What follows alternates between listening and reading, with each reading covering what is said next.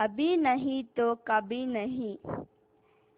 वर्तमान जन्म सभी का अंतिम जन्म है, इसलिए अब यह पुरुषार्थ ना किया तो फिर यह कभी ना हो सकेगा, क्योंकि स्वयं ज्ञान सागर परमात्मा द्वारा दिया हुआ यह मूल गीता ज्ञान कल्प में एक ही बार इस कल्याणकारी संगम युग में ही प्राप्त हो सकता है।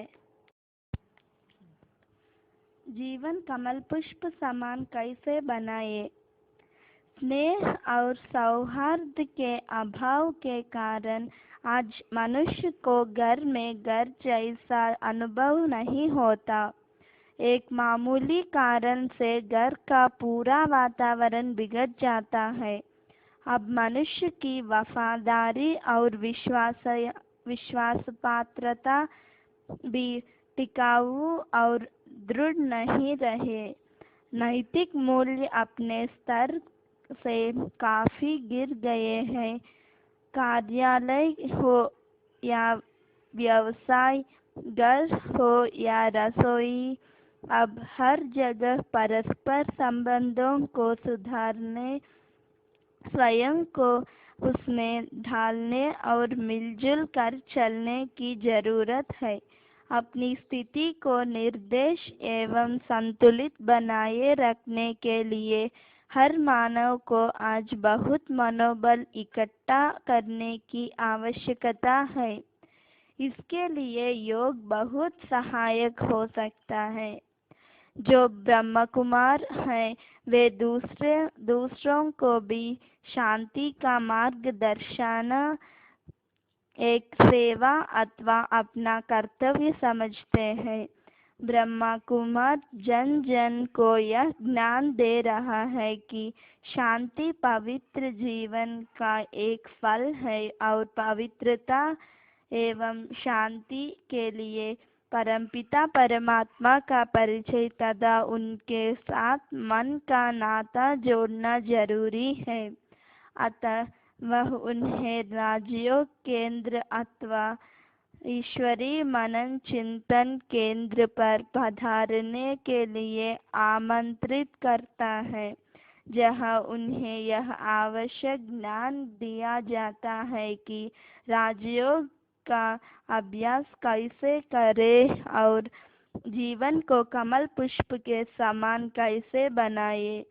इस ज्ञान एवं योग को समझने का फल यह होता है कि कोई कार्यालय में काम कर रहा है या रसोई में कार्यरत हो, तो भी मनुष्य शांति के सागर परमात्मा के साथ स्वयं का संबंध प्राप्त कर सकता है। इस सब का श्रेष्ठ परिणाम यह होता है कि सारा परिवार प्यार और शांति के सूत्र में पिरो जाता है। वे सभी वातावरण में आनंद एवं शांति का अनुभव करते हैं और अब वह परिवार एक सुव्यवस्थित एवं संगठित परिवार बन जाता है। दिव्य ज्ञान के द्वारा मनुष्य विकार तो छोड़ देता है और गुण धारण कर लेता है। इसके लिए जिस मनोबल की जरूरत है वह मनुष्य को योग से मिलता है। इस प्रकार मनुष्य अपने जीवन को कमल पुष्प के समान बनाने के योग्य हो जाता है। कमल की यह विशेषता है कि वह जल में रहते हुए भी जल से न्यारा होकर रहता है। हालांकि कमल के अन्य संबंधी जैसे कि कमल ककड़ी, कमल होड़ा इत्यादि है, परंतु फिर भी कमल उन सभी से ऊपर उठकर रहता है। इसी प्रकार हमें भी अपने संबंधियों एवं मित्रजनों के बीच रहते हुए भी उनसे न्यारा अर्थात मोहजित होकर रहना चाहिए।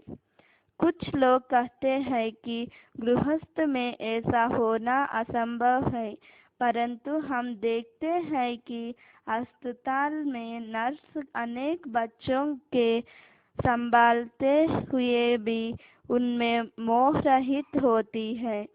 ऐसे ही हमें भी चाहिए कि हम सभी को परमपिता परमात्मा के वत्स मानकर न्यासी होकर उनसे व्यवहार करें।